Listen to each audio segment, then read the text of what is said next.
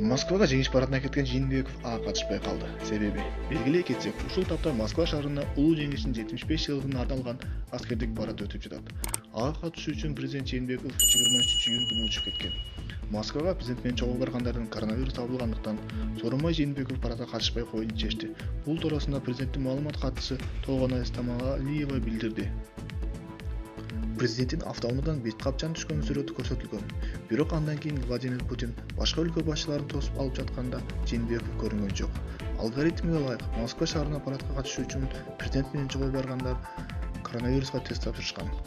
Кийин делегациянын курамынан 2 адамдын вирус аныкталып, мындан улам президент Сооронбай Жээнбеков парадка катышпай эле коюуна чечим кабыл алып деп айтылат билдирүүдө.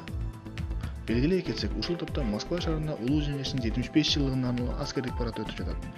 Бул жылы коронавирус пандемиясына улам Москва шаарында улуу жеңиштин 75 жылдыгына арналып 9 май күнү өтүп турган иш-чаранын бардыгы кейинге жылдырылган. Ал эми жеңиш парады 24 июнга белгиленген болчу.